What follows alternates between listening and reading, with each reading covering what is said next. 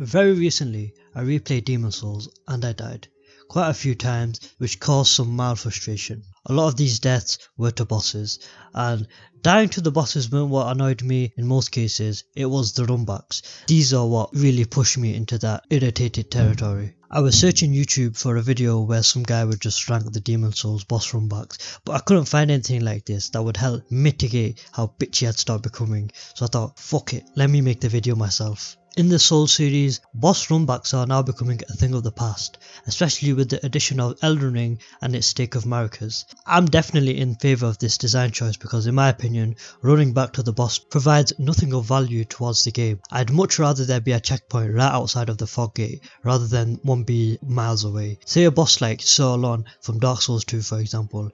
He's a fantastic fight, but I just can't ever see myself getting too excited for this because of the atrocious runback, which is a genuine shame. However, if we look at bosses like Lady Maria or Slave Knight Gale, they have a checkpoint right outside of their arena, so you can always jump back into the action, and I've never in my life seen anyone complain about that. Some criteria that I thought I'd take into account when ranking each runback would be: number 1, enemy placement. So how likely are you to get hit by them when you're running back, or like if they're in an annoying position. Number 2 would be hurdles that'll just slow you down, like let's say an elevator or needing to do some platforming, or that fucking dragon on 1-2. Number 3 is how tough the boss is that you're actually fighting. So is it a boss that you'll defeat first time, or will you be spending a few times fighting it, which in turn means a few times doing the run back over.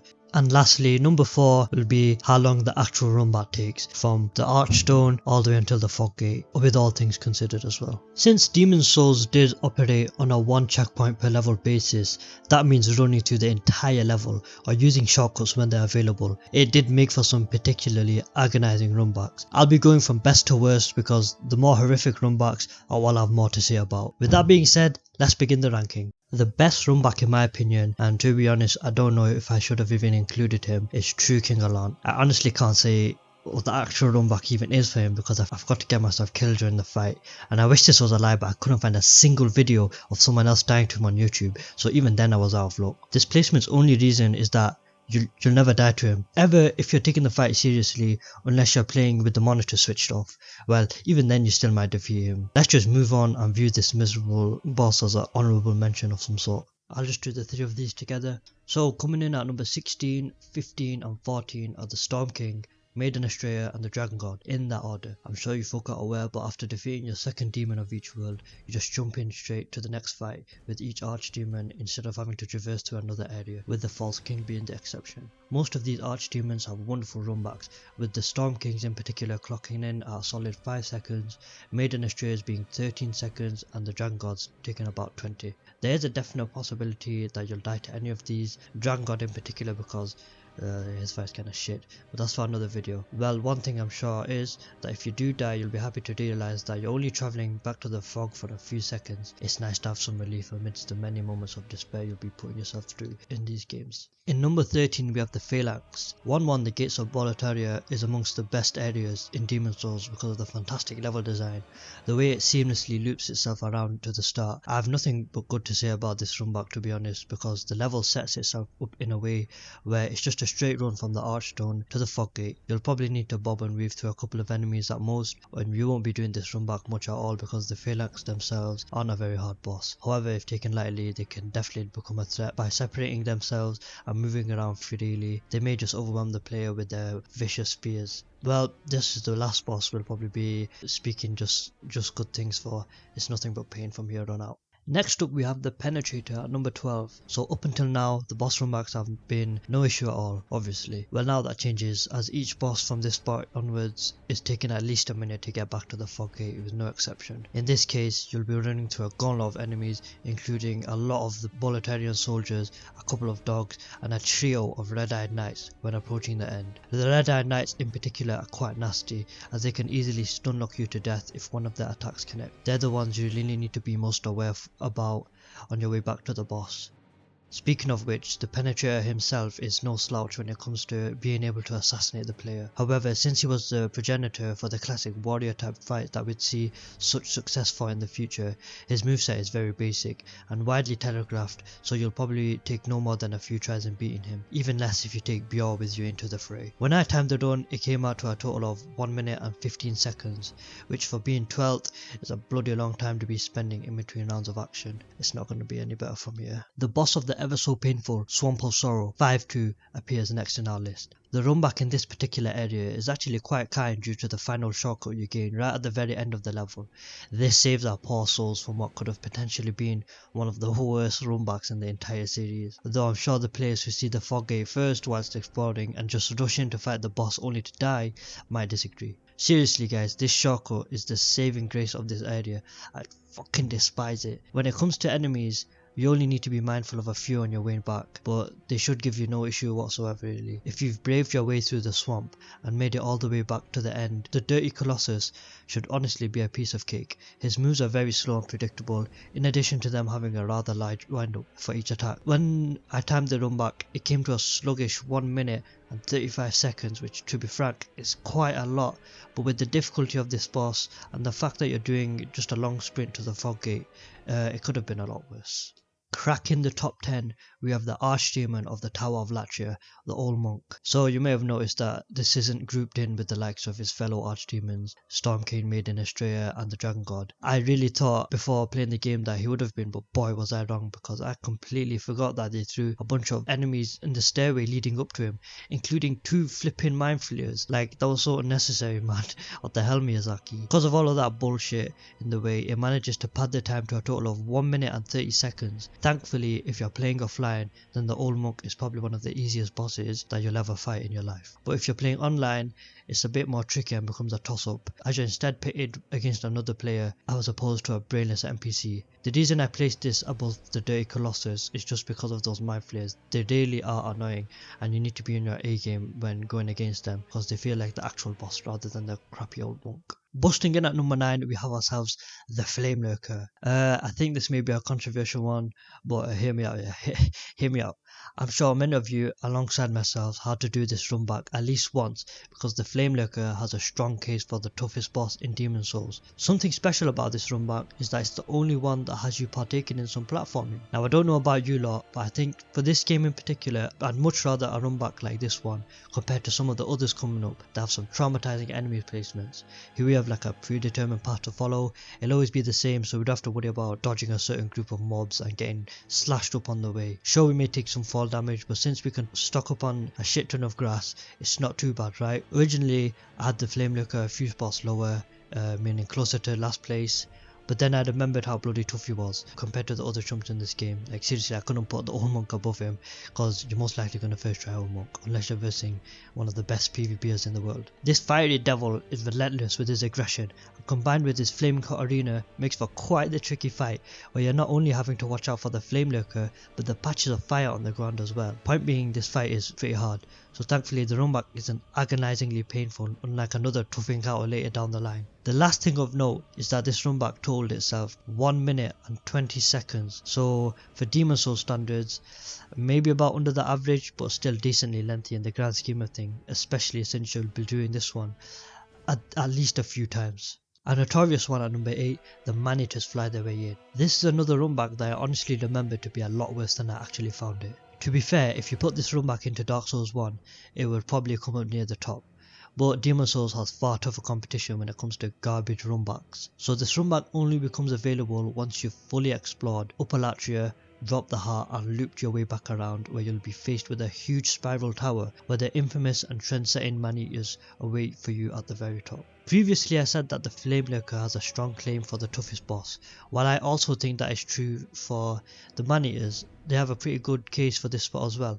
The fact that it's a duo boss, the first duo boss in the series, says enough, but with the absolutely broken AI that's showcased when you fight them, it creates an insanely unpredictable battle, as you don't know when they can fly full speed towards you or full speed away from you, and just sometimes they just stand still in the sky and just, I don't know what they think about life or something.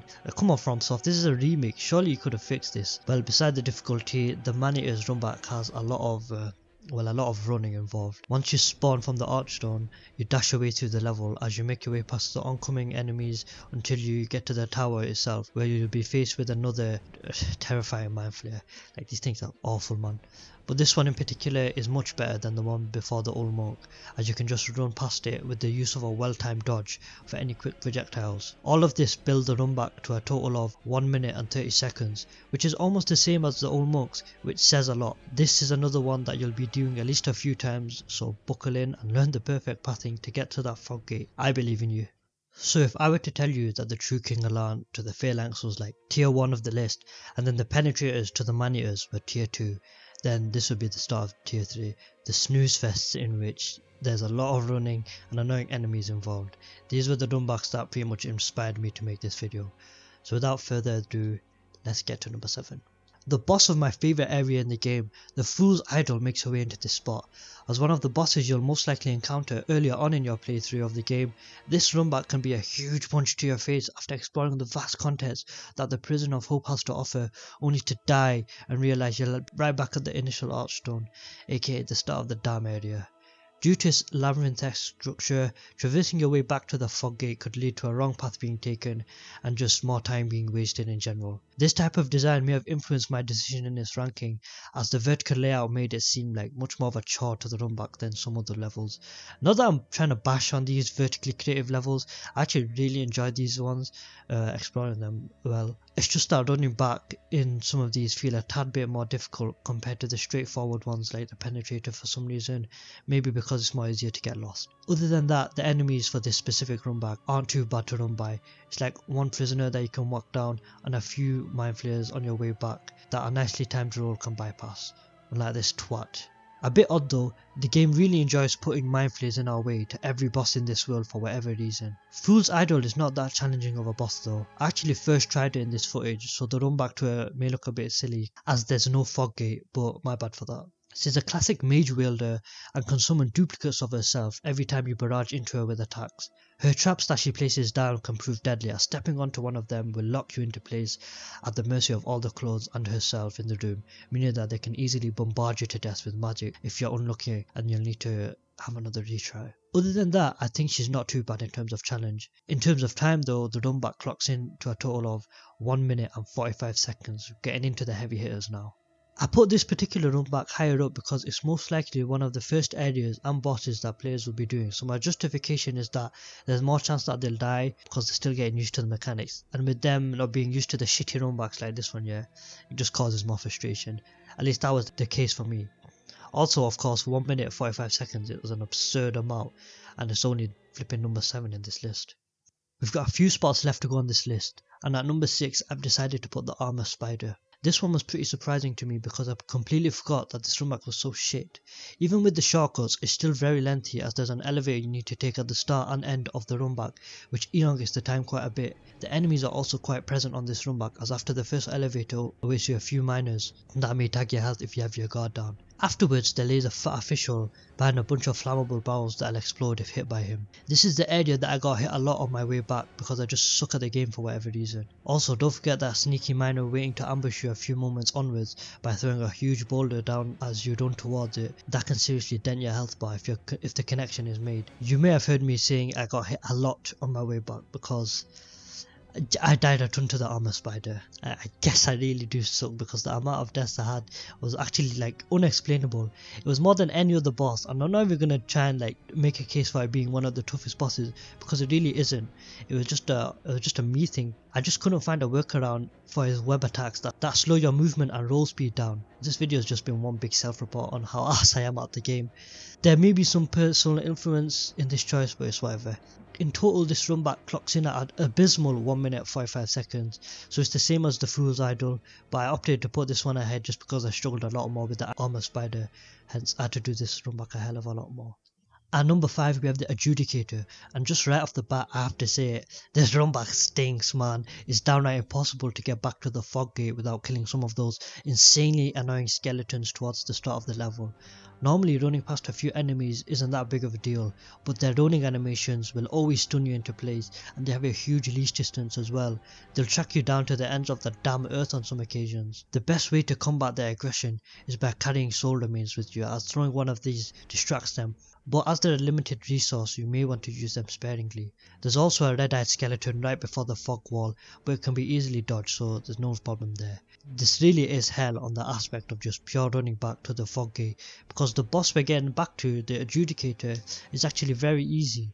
New time players could die on the basis that this is a gimmick fight and they may struggle in finding the gimmick, but even then his attacks have the slowest wind-ups I've ever seen, making it extremely simple to just roll away from. All in all, it's a runback you shouldn't have to indulge in, just like a lot of these, because Demon Souls bosses aren't exactly difficult, you know, but for the sake of the video I'm just going through them all despite that. So the time for this one came up to about 1 minute and 50 seconds, assuming that you're pretty stellar and getting past those bastard skeletons.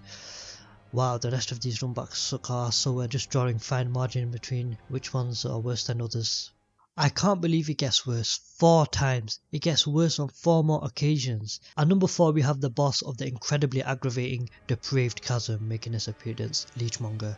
I'll start you off with this. It's a miracle that Leechmonger isn't as hard as Flame Lurker or the Man-Eaters, because this would probably rival a certain runback from Dark Souls 2 as worst in the series. Seriously, this one's such a shit show. I purposely died at Leechmonger so I could get footage of the runback for this video, but bloody hell, the amount of fucking annoying enemies that populate this hellscape is unbelievable. You need to kill some of the depraved ones, and even a giant depraved one that blocks your path if you don't want to be sent all the way back to the start. There's also fucking rats that can inflict toxic on you, so that's lovely. As long as you come to this area after defeating all of the first bosses of the other worlds, then honestly you should be good when it comes to challenging Leechmonger. His attacks don't deal a ton of damage, and your best option when trying to avoid them is just to back away once you see him start to prepare any sort of assault. His healing mechanic isn't too bad either, as you can just storm your way through his health bar until you defeat him. The runback when timed comes out to a whopping 2 minutes, which is just madness. I'm begging you, please don't die to Leechmonger, it only causes pain. Take him out with a bow if you must, or just come to the Valley of Defilement once you've cleared every other world, because the levels that they inhabit are absolute shit. Phew, well that round's out of the way, so let's get started with another one, shall we? Introduce yourself, boss of the Lord's Path, the Tower Knight. This whole ordeal here, this goddamn Tower Knight and his runback were what initially fueled me into making this video. Firstly, each runback takes close to 2 minutes each damn time, and in my experience I'd say Tower Knight is not an easy boss, as it gets really tedious when you're having to kill all them flipping archers every attempt. So after a few tries I just started fighting the Tower Knight head on because things were starting to get infuriating. This is the first boss where when you die and start all the way at the beginning, you realise the gravity of the situation, and it's like, oh shit, I really have to run past all of this again, don't I? Well, yes my friend, yes you do. Even worse than that is the maddeningly sluggish dragon that's there the whole time, looping around breathing fire in your way. Yeah, I could have killed the dragon, but I wasn't trying to spend 20 minutes shooting it with a bow and arrow. I'd rather just do the damn runback. Waiting at the end of this runback before the fog are a bunch of archers and 2 blue-eyed knights. 2 blue-eyed knights? Seriously? In this time of the game, that's tough. Better time your rolls well here or you'll get slashed up in no time, as those knights are a real pain in the ass. Well, all we have is the top 2 left. Let's close this one out. Coming in at our runner-up spot, second worst runback in Demon Souls, we have False King Alarn. These last 2 are honestly in a league of their own and up there with some of the worst in the series. So for the False King, he clocked in with a total of 2 minutes and 15 seconds of time to his name, which is just crazy because this is another guy that has a great claim for the hardest boss in Demon Souls, and is probably the choice that I'd go with if the question were ever posed to me. His attacks are deadly and come out at a brisk pace. He even has that freaking de-leveling move that sucks a point out of one of your stats, which is awesome yet terrifying at the same time. With him being the penultimate boss, of course he's got to be hard, but they could have at least dialed down the runback on him a little bit. The enemies you're asking? Yeah, you're faced with 2 red-eyed knights and a bunch of other regular soldiers on your way back up on the stairs. Thankfully, with careful precision, you can dodge them. You most likely take a hit or 2 as you do so. There is a section afterwards that can be skipped if you do have the shortcut that includes a fat official and the dragon, but like I said, you can skip this if you have the shortcut unlocked. The dragon does follow you though and meets you at the top just before you head inside to where you'll have defeated Ostrava's Red Phantom. If you have Bjorn with you, you'll be able to use him to get past the dragon as he serves as a distraction. Otherwise, tread carefully as the dragon's fire is no joke. And as a last nail in the coffin for this awful run back, there's the excruciatingly long elevator that jacks up the time by about 50 seconds. I get that it's the penultimate boss and everything, they needed that grandiose epic presentation, but couldn't they have sped it up after the first time? It's a huge time waste, especially when you just go in and die straight away anyways. Only one more run back left to talk about, and I'm sure you've already figured it out or possibly knew from the start who it is. The worst run back in Demon's Souls is, in my opinion, the old hero. Where to even start with this one? I spent more time running back to the damn old hero than I actually spent exploring for 2. The run back is atrocious. So the time, how long does it take? Well, if you can even get back to the fog wall in one piece, then it comes out to a total of 2 minutes and 20 seconds, which in my playthrough was longer than any other boss. They brought back some of those annoying skeletons in which you have to kill the first one to get through unharmed. There's a little section afterwards where there's those shadow lurkers who have a 50-50 chance of destroying your health bar if one of their attacks connect as well. Oh yeah, you also need to kill these guys as they're blocking your way like the assholes they are. Then there's the goddamn Reaper who summons them too, who somehow always manages to get me with this projectile that deals a fuck ton of damage. Once you get past him though, you're pretty much home free unless you get really careless towards the end, as the only thing left serves as some kind of threat are those exploding orbs. Just keep your wits about you and you'll get to the fog gate with some of your sanity left. The old hero isn't particularly an easy boss either. I'm not saying he's one of the toughest, but I wouldn't consider him a pushover. If you're fighting him without the use of the Thief's Ring, he deals a chunky amount of damage if his attacks connect, so definitely be on the lookout, because doing that run back again is the number one thing you do not want to do. All in all, an elevator or something could have seriously done this level some justice, because even though I've complained about it for the False Kings run back, I'd much rather have that than do this shit. Honestly, it just feels like this run back never ends when you're making your way through. But congrats to the old hero and the ritual path. The run back you've produced is the most utter piece of dog shit this game has to offer. Well done. And that's the video done with, guys. I hope you enjoyed watching it. Do you agree with the rankings? Well, you probably don't, but which runbacks would you change and swap around the list? Feel free to comment your experiences with any terrible runbacks that you might have had with this game or any other Soulsborne. Please check out more of my other videos if you happen to enjoy this one. Leave a like and subscribe, and have a good day, folks.